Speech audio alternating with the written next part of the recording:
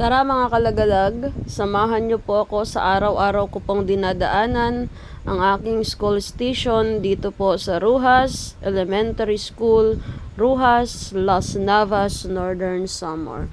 Sa aking pagpasok at pag-uwi papunta sa aking school station mga kalagalag, ay ito po yung araw-araw ko pong dinadaanan. Minsan kapag maulan, medyo mahirap po yung daan kasi madulas po. Pero sa awa ng Diyos, ayan, ligtas naman pong nakakauwi ang bawat isa sa amin. Sana'y patuloy po kaming gabayan. Ang ipinagpapasalamat ko lang po sa ganitong sitwasyon ay yung mga taga-barangay Rojas po ay sobrang mababait po kapag nakakasalubong namin sila, lalong-lalo na po yung mga driver.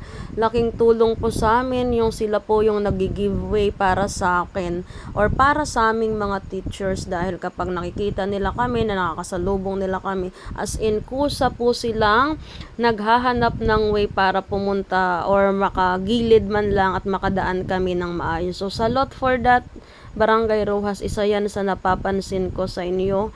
Maraming salamat po, at dahil sa inyo medyo gumagaan po yung paglalakbay namin sa araw-araw. So ayan mga kalagalag, kung papansinin po namin, sobrang kitid po talaga ng daanan. Pero naumpisahan naman po itong ayusin yung bandang unahan po, pero hanggang dito or hanggang sa ewan ko kung nakakalahati na po yung paggawa ng daan, hoping na matapos po ang daan na ito mga kalagalag. Kasi hindi lamang po ako ang beneficiary nito, kundi yung mga nagtitinda ng isda, nagbebenta ng kanilang kopra papuntang bayan, yung mga estudyanteng palaging dumadaan sa araw-araw, yung mga nagmomotor na kanilang hanap buhay, ayan, at ang buong barangay.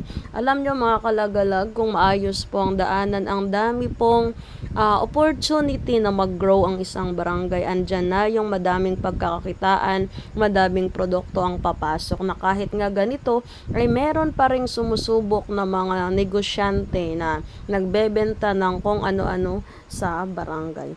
So ayan mga kalagalag, ito po ang aming dinadaanan sa araw-araw. For 8 long years, andito ako, ulit-ulit sa araw-araw na ginawa ng Diyos, makapagturo lang, makapagbigay lang ng servisyo. I am not talking here, not just a teacher, kundi isang manlalakbay na gumagamit sa daanang ito. So sa portion na yan ay medyo malapad dahil malapit po yan sa barangay.